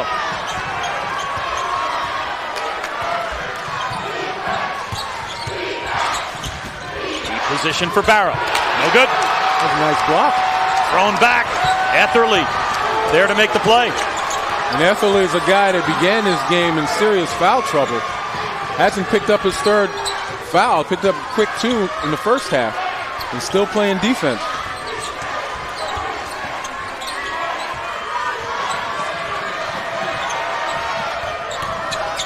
Cormier on the drive, stripped away, and stolen in the corner by Desmond Wade. That's the 10th turnover for the Greyhounds. Loyola's got to be careful. There's about 4 minutes left. You got to see if they're going to continue to be assertive and try to build this lead, or they're going to have one eye on the clock, hoping that clock ticks away and they go to the dance. It has not been Rakim Sanders' night. In transition the other way. Offensive foul called on Justin Drummond.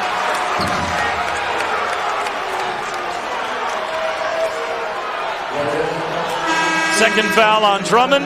6-point lead for Loyola with 4 minutes to go. Fast break situation, 2-on-1. And the defender obviously occupied the real estate outside the restricted area. That's a big play by Sean Crawford, who has barely played in the game tonight.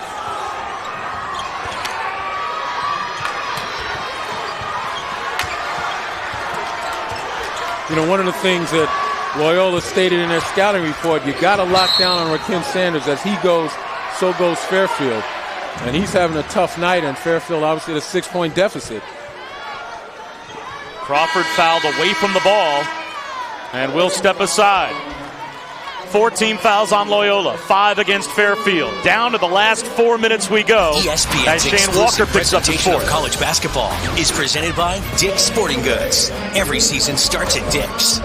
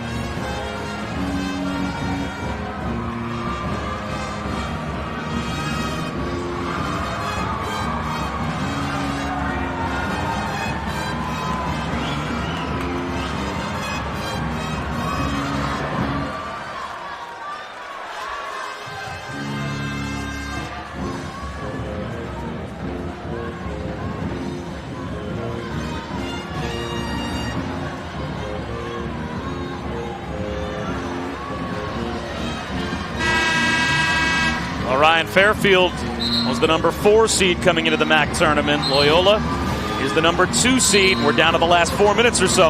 Well, 4 fouls on Shane Walker. Here he is right here. Watch him as the cutter comes through, and he kind of chips him, which you're not allowed to do. You haven't been able to do that in years. Take a look right there. And the officials called it. Now, they went to review to make sure it didn't fit within the excessive force rule, which would amount to a flagrant 1 or flagrant 2, and it didn't. It was just a chip, so they just called a foul. Off the timeout, another post move won't go for Rakim Sanders. Boy, came into this game averaging 20 points, 10 rebounds in the MAAC championship tournament. And the third game is definitely not the charm for Rakim Sanders. He's 3 for 12 from the field.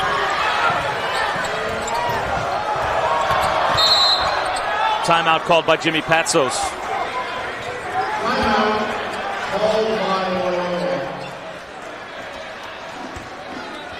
The shooting numbers for both teams, brutal in the second half. That's why it's 47-41, but how much of it is Loyola's defense against Fairfield? I think their defense needs to be credited. Again, they were working their hands, doing a nice job in the passing lane, hustle plays. That's equally important. And again, the block shot, nice job fundamentally. And then Fairfield compounded it with mistakes like this, bringing the ball down, allowing the defenders to tie you up. So it's mostly defense, a little bit of anxiety. And right now, Jimmy Patsos wants his team to be able to milk some clock, but he still wants them to be assertive. You don't want to go in there with an eye on the clock praying, please tick down. It was so refreshing talking to him earlier today. I mean, Loyola came in. It's the highest seed they've ever had in the MAAC tournament, is the number 2 seed. They had only played in the MAAC semifinals 3 times prior to yesterday, and they beat Siena to make it to only their second ever MAAC championship game. He said, we are ecstatic to be here, as Etherly comes up short. Said, I could give you the coach speak that we're here on a business trip. He said, we are so happy to be here. We could lose this game, and we've still had a great year. Oh, he means that, and Jimmy is one of the most upbeat people I know.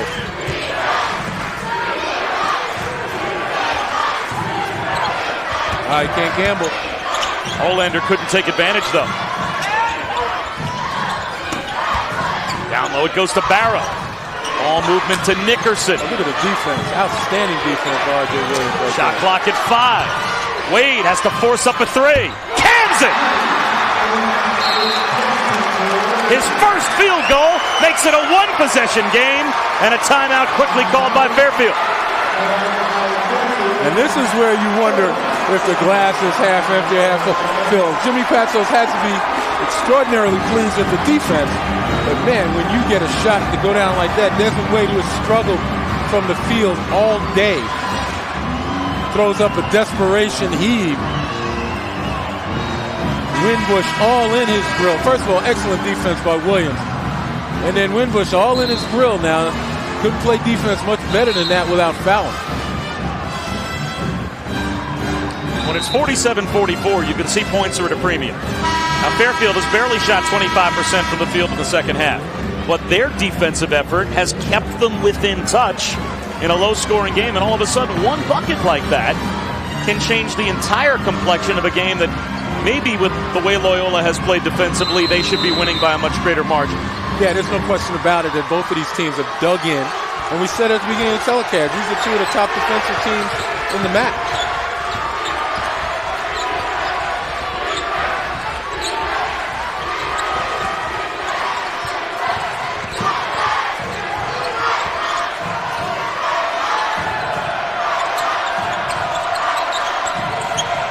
You got to be careful now. 1-possession ball game. You want to take the best available shot. You don't want to milk the clock to the point where you're in desperation.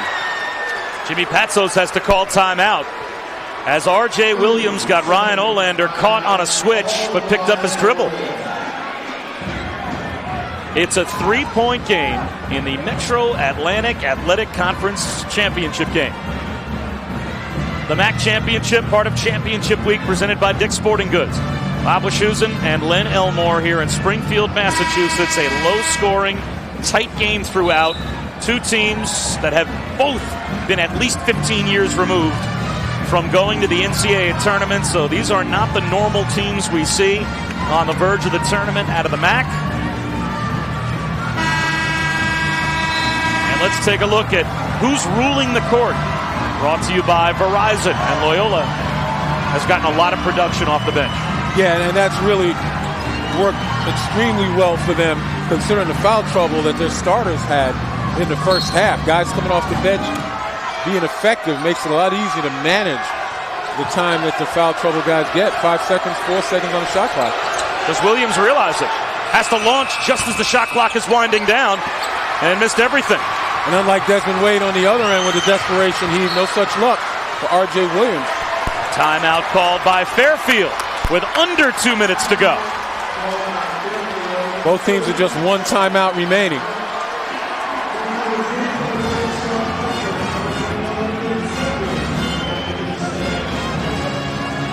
We mentioned it's been a long time since either of these two teams have been in the NCAA tournament. Fairfield's last trip came in 1997 in Buffalo, New York. They beat Canisius 78-72. Shannon Bowman had 22 points. Greg Francis added a game-high 26. He was the tournament MVP. And Fairfield, their last MAAC title, their third all-time MAAC title. The other two came back-to-back years in 86 and 87. So it has been 15 years since Fairfield went to the NCAA tournament. The last time that Loyola went to the NCAA tournament, the late Skip Prosser was their head coach 18 years ago. They won the only MAAC championship game they have ever appeared in. Well, the old saying, it's not how you start, it's how you finish. Fairfield started the half 1 of 15. Down the stretch here, they're 50%, 5 of 10. Just when they need it. Now they're within one possession of tying this game. Kim Sanders lost his balance. Out of bounds. And it will go back to Fairfield as Justin Drummond couldn't hold on to it, falling backwards. Now, I think the officials have to get together to determine whether or not Justin Drummond had possession. Right now, the shot clock's at 9. This is a big call. If you don't reset the shot clock for Fairfield, it's a quick trigger. If you determine that Drummond had full possession, it's a huge change in terms of time. You take a look, the flop, Sanders just throws it up there. Would you call that possession? I don't know, because his backside was on the end line. So he was considered out of bounds even before the ball went out of bounds. Watch his backside go out of, we could have seen it again. See the right side was already on the line. Well, they've determined that he did not have possession, so the shot clock under 10 for Fairfield. Olander in the post. Fades away. Off the glass. Just rolls off. Offensive rebound, though, for Rakim Sanders. And a fresh 35.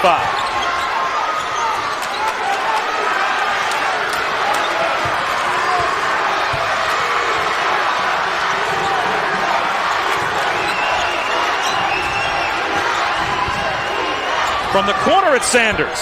Too strong. And Olsen has the rebound. Got to get a better shot than that.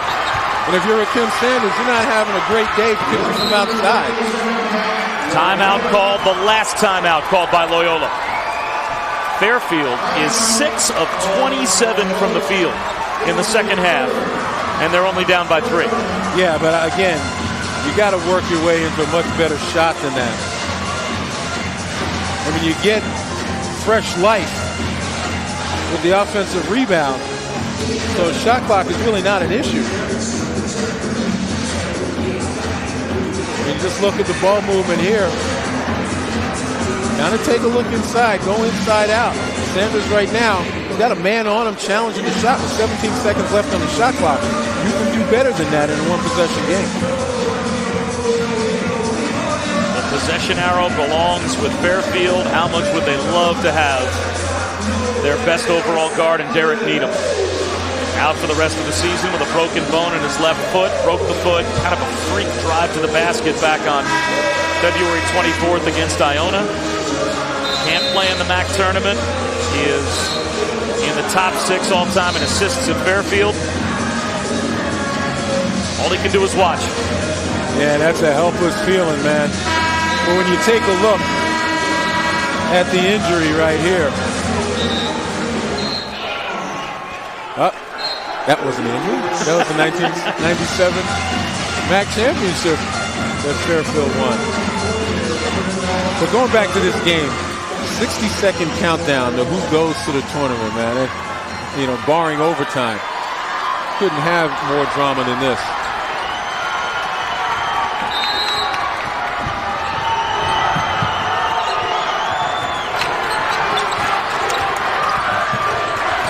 It makes it even more dramatic when the tenths of a second keep going down as quickly as they do. It's melting away. Maybe melting away for Fairfield.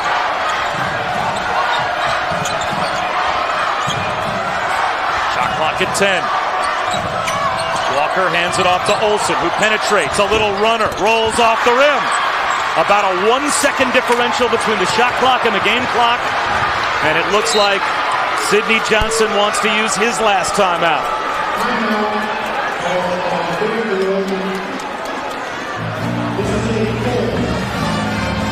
Take a look right here. They knew a stop. And look at that screen. Wow.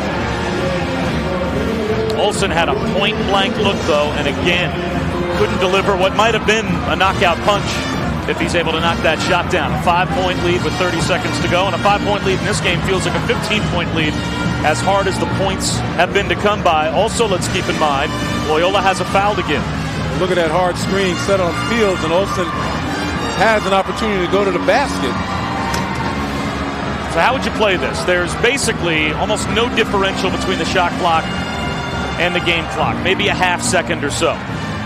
Fairfield needs a 3 at some point potentially, but they don't need it yet. Loyola still has a foul to give. So where would you use that foul, and how would you play the last 30 seconds defensively? Well, if I'm Loyola, I'm making sure if I'm going to use that foul, I'm going to use it early. I'm not going to allow anybody to get in shooting range and run the risk of fouling somebody in the act of shooting a 3, or even in the act of shooting a 2. All right, Tuesday Championship Week continues. First round action of the Big East Championship presented by American Eagle Outfitters. At noon Eastern tomorrow, ESPN2 with the day session. 7 Eastern, ESPNU brings you the night session. Our ESPN networks bring you every game of the Big East. All part of Championship Week presented by Dick's Sporting Goods. Starting tomorrow, the entire Big East Championship presented in 3D. The MAAC Championship game comes down to the last 25 seconds. Now, however, if you're going to let the shot clock and the game clock run down, once they get within 2... There's Olander trying his 3. He can't hit it. Offensive rebound by Barrow. No good. Taken away by Shane Walker. And a foul given. Loyola played it smart because I was going to say if the shot clock ran down, then I would foul once they got within the 3-point line. Now keep in mind, Loyola's running to the other end as if they're going to shoot free throws. Fairfield also had a foul to give. So with 14 seconds to go, Fairfield now needs to foul, but it will be team foul number 7 coming next. So it'll be a 1-and-1. That's if the Stags can inbound. Ryan Olander picked up that foul, by the way, his 4th. Fairfield has to go after that first steal, though, before they foul.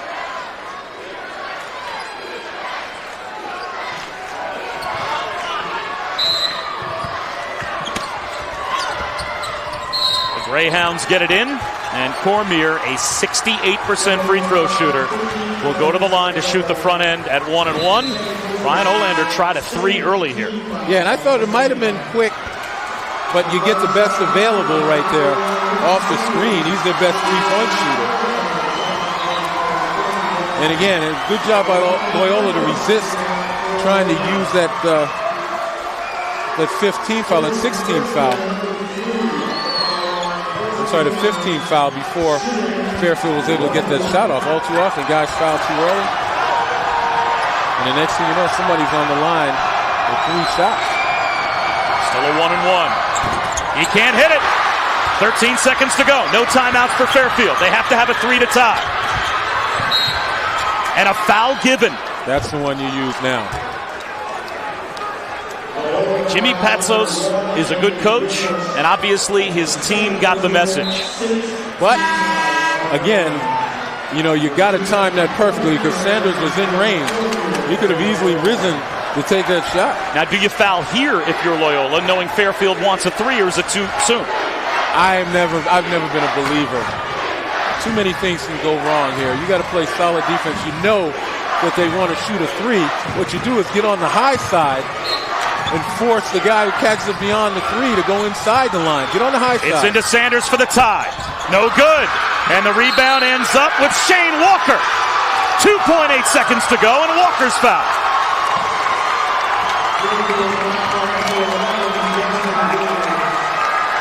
You're playing percentages.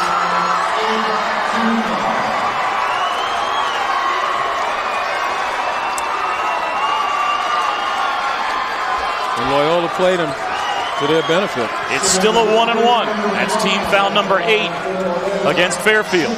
Walker can ice the game if he makes the front end.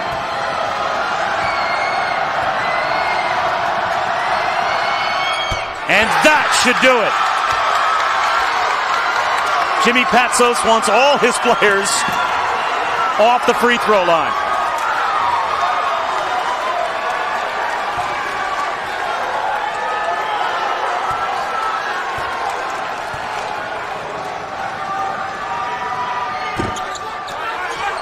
It's a 4-point game. All Landers heave, won't go.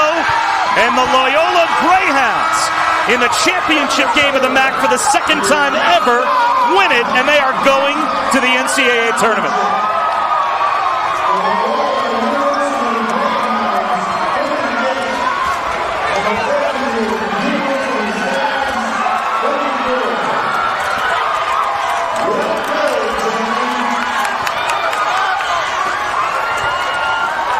Jimmy Patsos took the Loyola job 8 years ago when they were 1-27.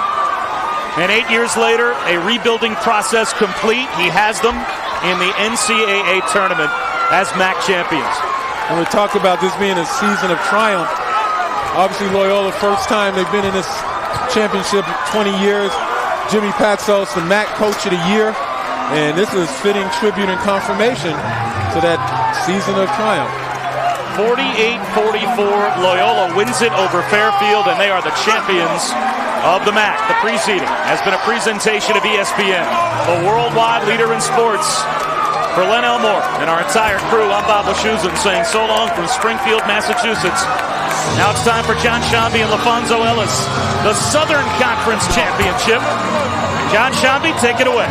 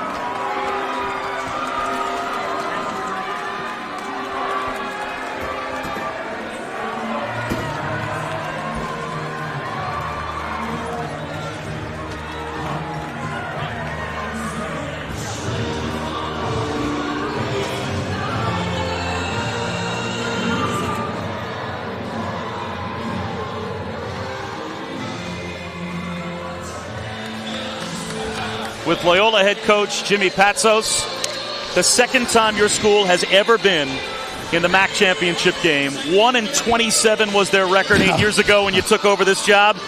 And now you're MAAC champions. How does that sound? Yeah, no, it's great. I'm really happy for the school. It's about the school. We got a great school and a great league. And by the way, I hope Iona gets an at-large bid because our league has been tough all year. Fairfield came in fourth, and they could have won the game tonight, and Manhattan's great. And Iona's done a great job, but we were lucky to win. Our kids played hard. I thought we were a little tentative, so second half, I had my little Gary Williams in the back of my head saying, press, 55, so they don't think about the pressure. So we pressed in the second half, and it worked. Well, down the stretch, I mean, you guys had a foul to give. What was the thinking? The first time out that they called, you had a chance to do it, you didn't. And the second time, in about 7.9 seconds, you had your guys go foul Saunders. We were going to kind of wait when, we run like staggers and stuff. If they came off a stagger, we were going to switch and foul. But the guy kind of pulled up, so not that the last one went in. But like if they ran a set, you're an NBA guy, Maryland guy, thank God. If they ran a set, we were going to foul, but they kind of came down and just did it. And we got lucky, but we got a couple big rebounds down the stretch. The players for your team that normally are the go-to guys, and everybody kind of struggled offensively in this game. But down the stretch, Eric Etherly, the plays he made for you, Jordan Latham made some big plays for you, maybe some even unexpected heroes tonight. Yeah, Jordan Latham's a big-bodied kid who transferred from Xavier, and instead of sitting out, he's a great person. He said, I'll play this year, and because he had a situation to come home to. And his tip in, and he's just a big guy because Sanders and Olander are so big. And I just was amazed that we could keep him off the boards, because Etherly's been great for us all year. I'll tell you who does a great job. Shane Walker kind of runs our stuff. As you can see, he was getting a little chaos, but we were lucky. And then when Drummond, sixth man of the year, hits a step-back jumper, that's not coaching, that's him. Well, big win not only for the school, as you mentioned, but also for the city of Baltimore. It's all about the Baltimore. You take about the community. You guys are going dancing. Not a whole lot of people in their region are. No, we got to, the Ravens carry us. Steve Bisciotti, friend of mine, and we did it with defense. I got a lot of texts from all my Ravens friends said do it with defense, and we did. And we were lucky to finish it off, but we're pride of Baltimore, and we got a lot of kids that are tough, so really happy. Coach, congratulations. Enjoy Selection Sunday. I'm preoccupied with you, man, wearing this. You didn't think anybody recognized you? Hey, man. Coach of the year in the MAAC, I've been thrown out of a lot of places before. We said you got to be in the MAAC to be the Coach of the Year and have to wear your credential on the bench. Hey, it's how it goes. Like I said, Len, we just love you. It was my kids. We had watched the story about the 70s basketball, and you were in it. And it was so just great to have you here. It's a real honor. Congratulations to you, man. Thanks, Enjoy Selection Sunday. Thank you. That's Jimmy Patsos, MAAC champions.